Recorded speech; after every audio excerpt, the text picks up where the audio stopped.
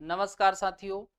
आज हम पढ़ने वाले हैं अभिक्रिया भागफल और साम्य स्थिरांक के बारे में, है ना। चलो देखते हैं।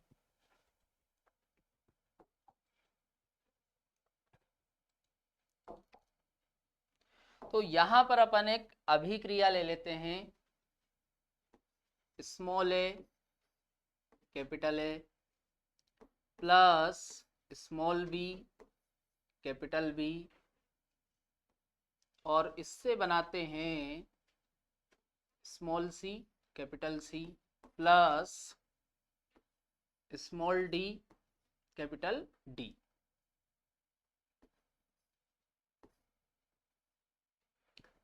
अब इस अभिक्रिया के लिए हम अभिक्रिया भागफल देखते हैं। तो देखो, अभिक्रिया भागफल और साम्य स्थिरांक को दोनों को एक ही तरीके से निकालते हैं, है ना। चलो इधर देखो। तो अभिक्रिया जो भागफल होता है उसको Q से दर्शाते हैं। कैसे दर्शाते हैं? Q से। तो ऊपर अपने को रखना है प्रोडक्ट का सक्रिय द्रव्यमान और नीचे रखना है रिएक्टेंट का सक्रिय द्रव्यमान, है ना। देखो इधर, तो ये दोनों रिएक्टेंट है, रिएक्टेंट। चलो चलो, और ये दोनों प्रोडक्ट है,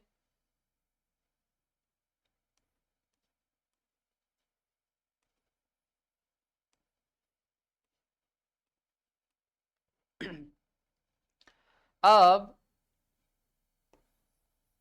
क्यों निकालते हैं अपन? तो C का सक्रिय द्रव्यमान और इसकी पावर स्मॉल सी,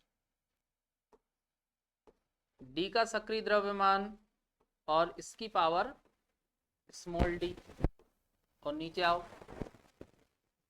A और A की पावर स्मॉल ए,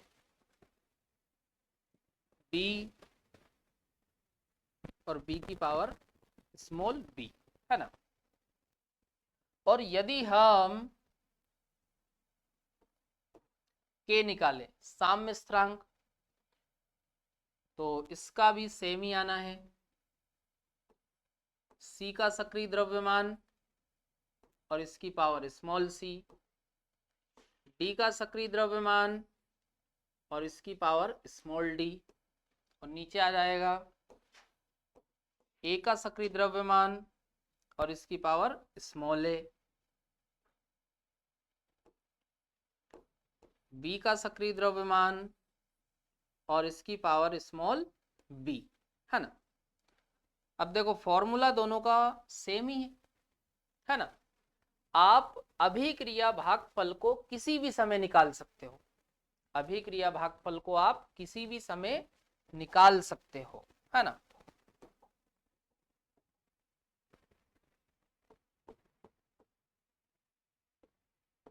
एनी टाइम, है ना। ध्यान रखना, जो अभिक्रिया भागफल होता है उसको आप अभिक्रिया में किसी भी समय निकाल सकते हो, ठीक। और साम्य स्थिरांक की हम बात करें तो साम्य स्थिरांक को केवल आप साम्य अवस्था पर ही निकाल सकते हो, है ना। या फिर आप यूं बोल सकते हो कि भाई आप जो अभिक्रिया भागफल होता है इसको आप कभी भी अप्लाइड कर दो, पर इसको केवल आप साम्य अवस्था पर ही अप्लाइड कर सकते हो, है ना। चलो, तो यहां पर अपन लिख लेते हैं नीचे ओनली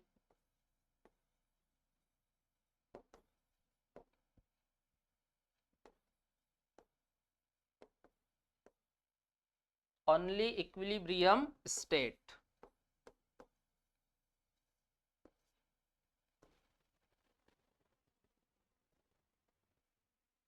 चलो, तो याद रहेगा, इसको आप कभी भी निकाल सकते हो किसी भी समय, पर इसको केवल आप कब निकाल सकते हो? के को साम्य अवस्था पर, है ना। चलो, अब देखो ऊपर जो लिखा हुआ वो पढ़ लो थोड़ा सा। तो देखो, अभिक्रिया भागफल उत्पादों के सक्रिय द्रव्यमानों के गुणनफल तथा क्रियाकारकों के सक्रिय द्रव्यमानों के गुणनफल का अनुपात होता है। तो भाई ये क्या एक प्रकार का अनुपाती है, और इसको आप देखोगे तो ये भी एक प्रकार का अनुपात ही है ना, क्योंकि ऊपर आप देखो, ऊपर उत्पाद का सक्रिय द्रव्यमान लिया अपन ने उत्पादों का, और नीचे किसका लिया है, क्रियाकारकों का। इसी प्रकार से यहां पर भी है। चलो पहले नोट करो इसको, फिर आगे हम देखते हैं।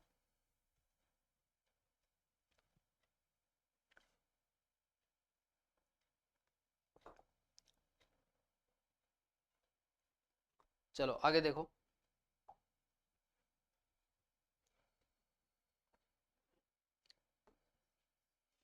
तो Q का जो मान है इक्वल टू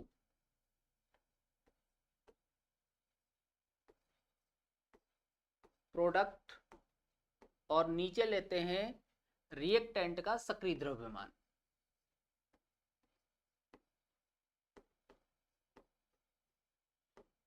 रिएक्टेंट है ना। चलो अब देखो इधर,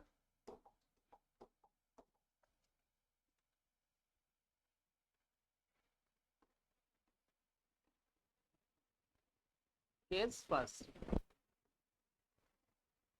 यदि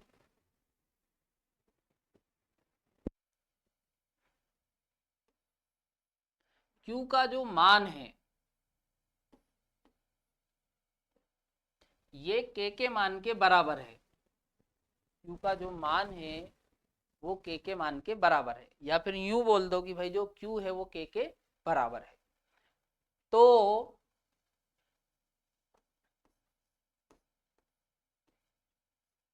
अभिक्रिया साम्य अवस्था में होगी, है ना।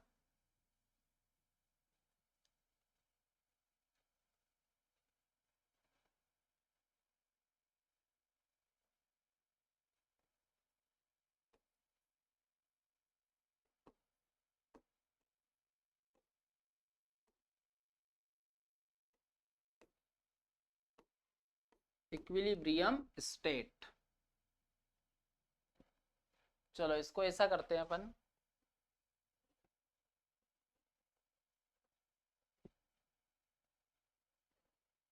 इंग्लिश में लिखते हैं ना, एफ, मैं हिंदी में बता दूंगा, है ना, एफ क्यू इक्वल टू के, है ना, देन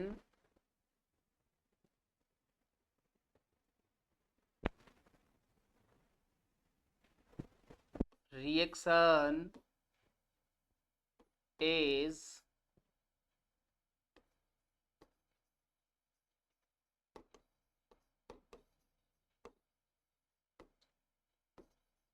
इक्विलिब्रियम, है ना।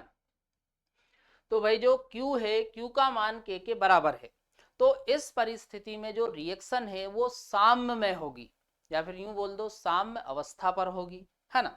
अगला देखो, यदि केस सेकंड, है ना, F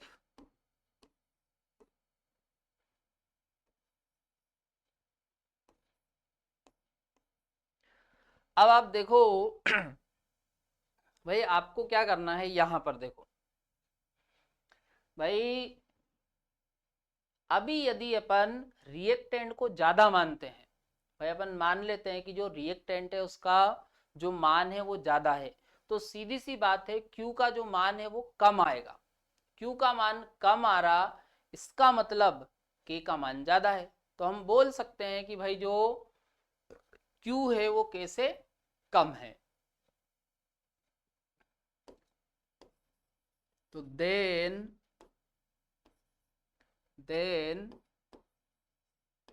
reaction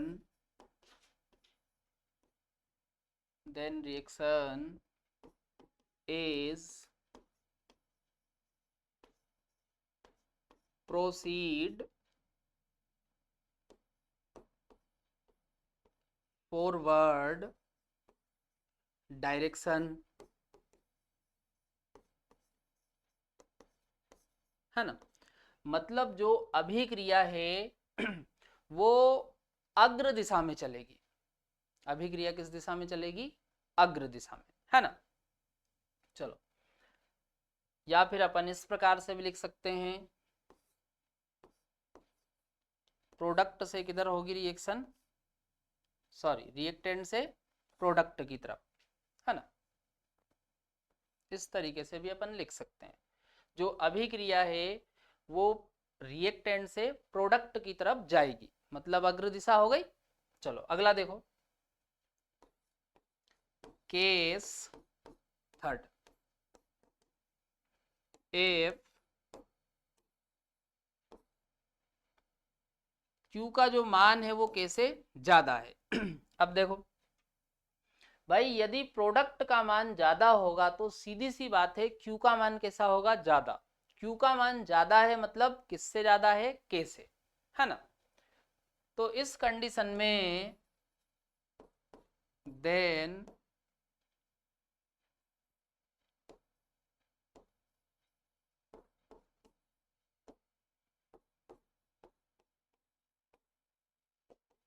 reaction is proceed backward direction।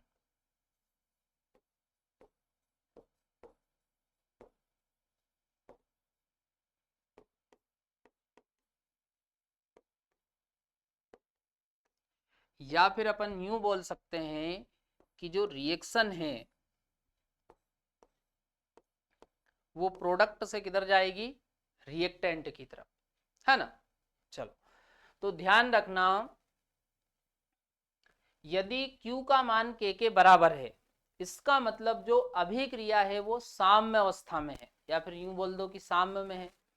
यदि Q का मान K से कम है, Q का मान K से कम है, इसका मतलब है जो अभिक्रिया है वो अग्र दिशा में चलेगी। अभिक्रिया किस दिशा में चलेगी? अग्र। या फिर यूं बोल सकते हो कि जो अभिक्रिया है वो अग्र दिशा में अग्रसित होगी, है ना। चलो, यदि Q का मान K से ज्यादा है, इसका मतलब ये है कि जो अभिक्रिया है वो पश्च दिशा में चलेगी, या फिर यूं बोल दो कि अभिक्रिया पश्च दिशा में अग्रसित होगी। इतना समझ में आ रहा? चलो, अब इसके ऊपर आया हुआ अपन एक क्वेश्चन देखते हैं, है ना। चलो देखो, यहां पर देखो अभिक्रिया दी हुई है और अभिक्रिया के लिए Kc का मान 2 इंटू 10 की पावर -3 है। यदि सॉरी, है ना, दिए गए समय में अभिक्रिया मिश्रण का संघटन A = B = C, है ना, ये दिया हुआ है। अभिक्रिया कौन सी दिशा में अग्रसित होगी, मतलब यहां पर आपको बताना है कि जो अभिक्रिया है वो किस दिशा में अग्रसित होगी, है ना। चलो देखो, तो अपन क्या करो, यहां पर आप देखो अभिक्रिया में अपने को Kc का मान दिया हुआ है, Kc का मान दिया हुआ है, तो अपन क्या करो, यहां पर Q का मान निकाल लो, ठीक है। चलो देखो,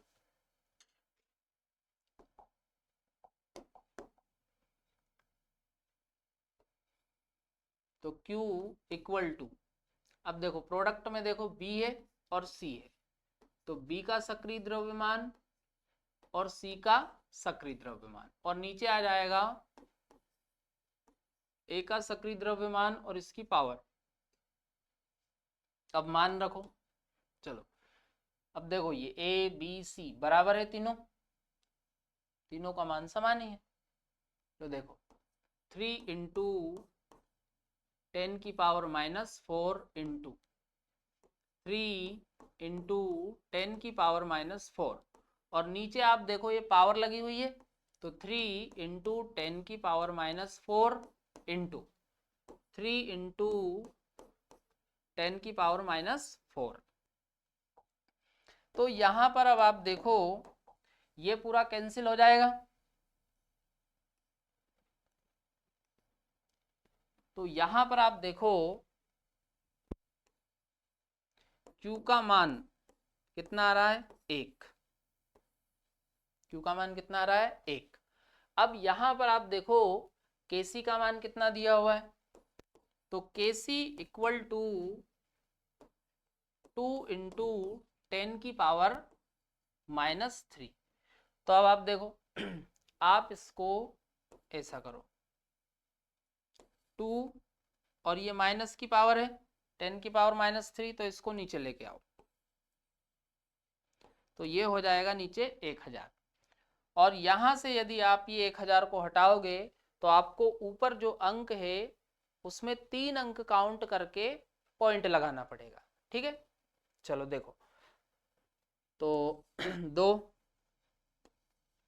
अब देखो ऊपर केवल 2 है, तो आप क्या करो, देखो 0 लगाते जाओ तो 1 2 3, इस तरीके से ये पॉइंट लगा दी और ये 0।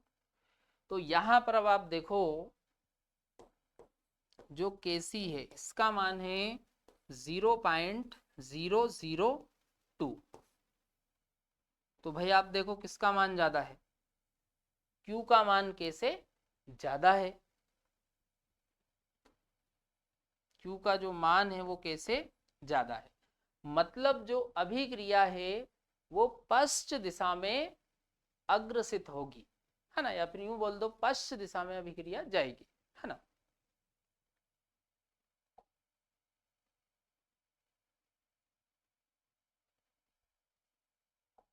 चलो ये ध्यान रखना, तो अभिक्रिया किस दिशा में जाएगी, पश्च, या उसी को प्रतीप भी बोलते हैं, क्या बोलते हैं, प्रतीप, है ना।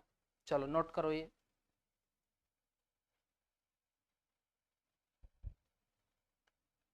चलो कर लिया नोट।